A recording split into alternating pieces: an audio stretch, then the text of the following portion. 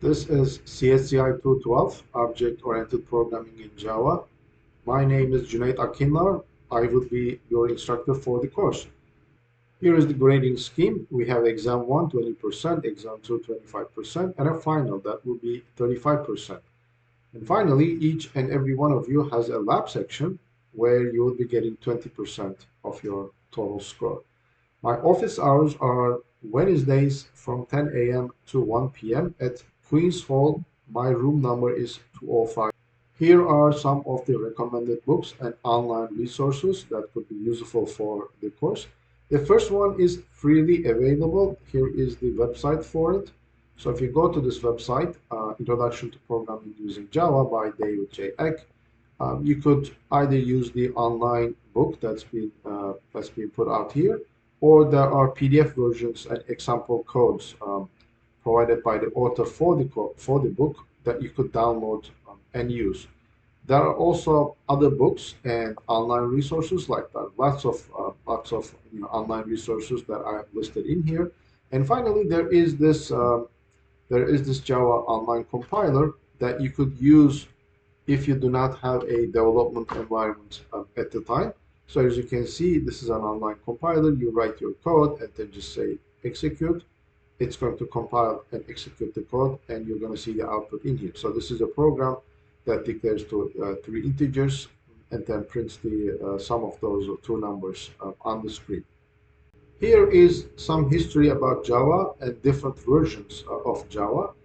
Java was created in 1995 by Sun Microsystems, and it was bought by Oracle in 2010. So you could see the version 1 coming out in 96 and different other versions coming out in different years. You could also observe that since September 2017, the Java version is monotonically increasing, Java 9, 10, 11, 12. And also observe that since 2018, two versions of Java is released every year, one in March, the other one is September of that particular year. And this year, 2026, they have released Java version 26, and Java 27 will be released in September of this year. So next month, they will be releasing Java 27. Some of them, some of these versions are marked as LTS, which means long-term support.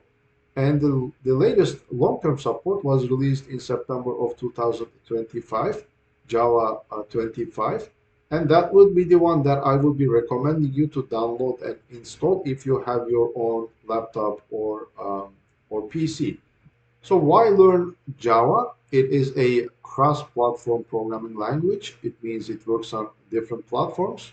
So you could run your Java applications on a Windows operating system, Linux, Mac OS, Android, Raspberry Pi, or any other platform with a Java virtual machine on it. It's one of the most popular programming language in the world.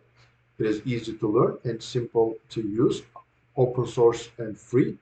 Secure, fast, and powerful, has a huge community support, tens of millions of developers, and it is used for many types of different applications. For example, you could use Java to implement desktop applications, mobile Android applications, web applications, mostly using Spring or Spring Boot frameworks, and games. Here is a roadmap to learning Java. Java is huge, so there are many parts that require learning in different courses. In this course, we will be learning Java core, the syntax, the object-oriented programming features, accessing files, Java generics, collections maybe, or most of the time the collections are covered in the data structures class, lambdas and functional API, streams and concurrency. As far as testing is concerned, it has a testing framework. You could either use JUnit or Mockito.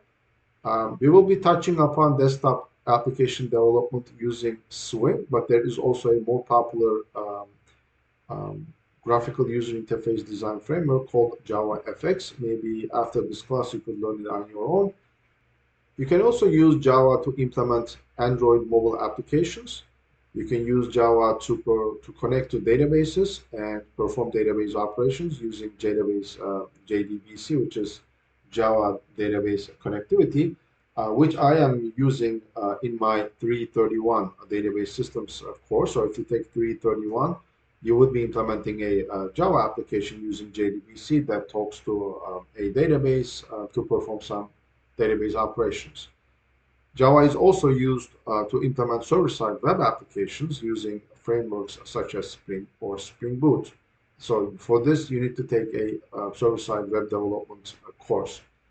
Finally, we will be touching upon certain object-oriented design and development patterns, such as UML diagrams, solid principles, and design patterns. So most of this part of this course that you see on the right-hand side is covered in software engineering, CS 370.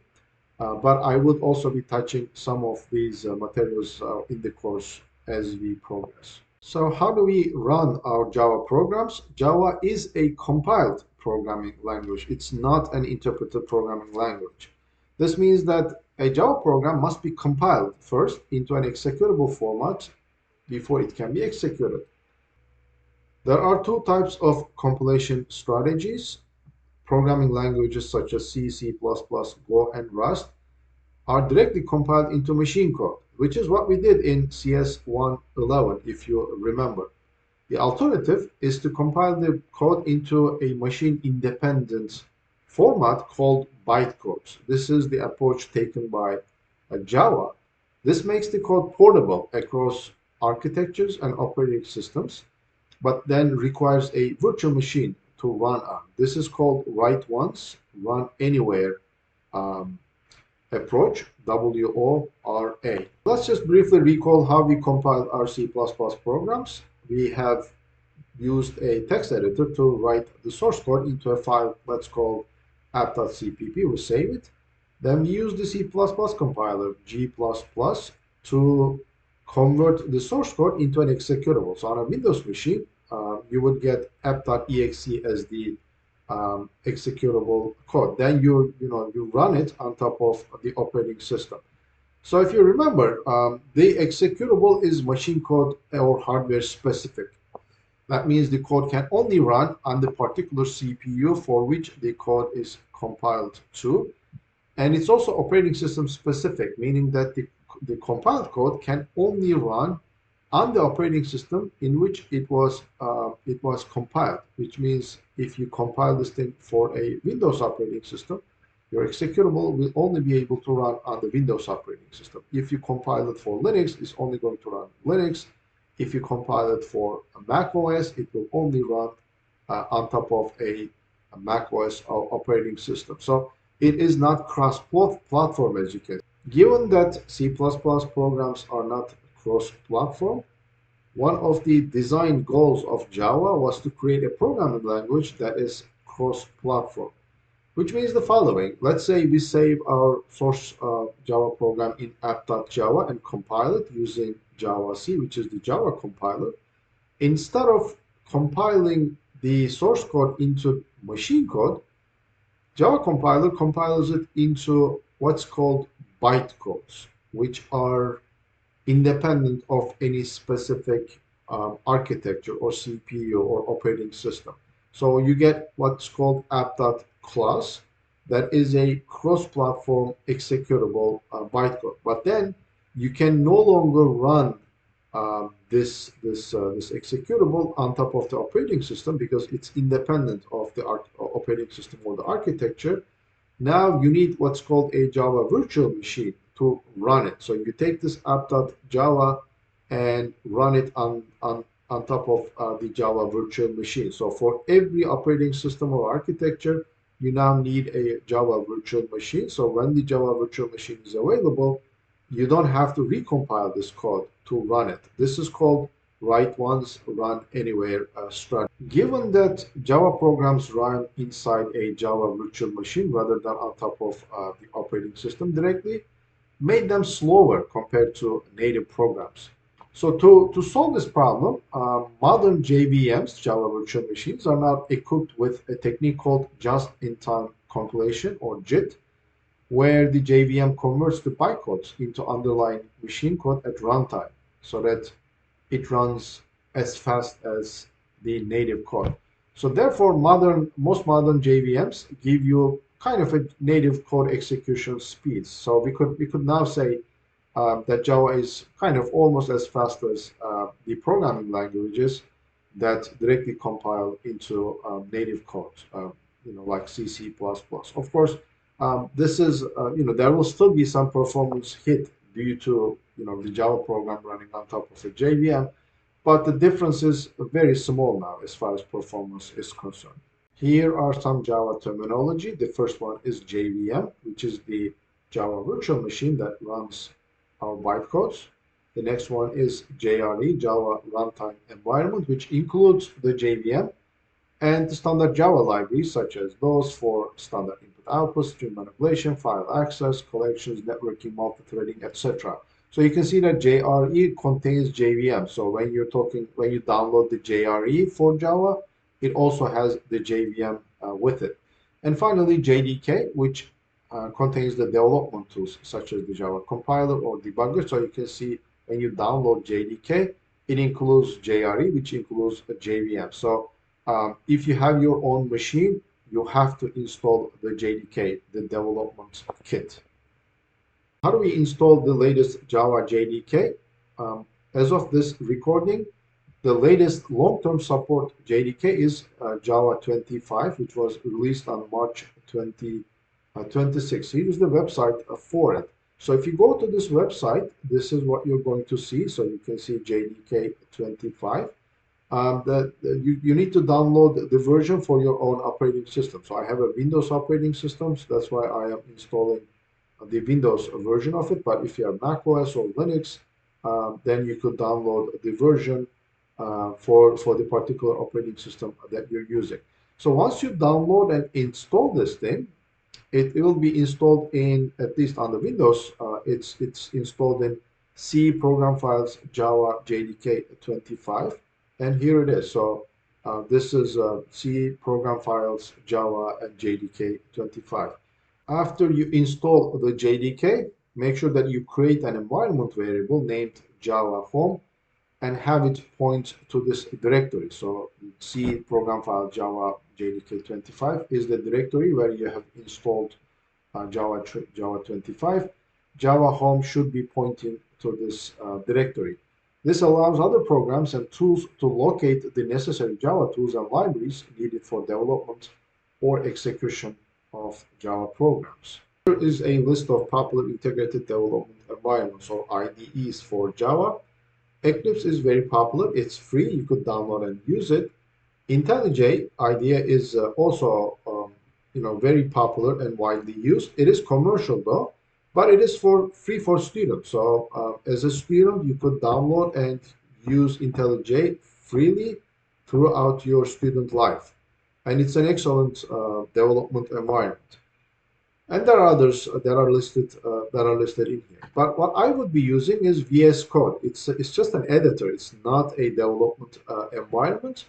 You could download VS Code from here, and it actually works as a development environment. So you could just open up a file, and then it automatically creates a project for you, and compile, so that you could compile and run programs without having to create a separate project on your own. Here it is. I just downloaded it and opened it up. And here's my Hello World Java application.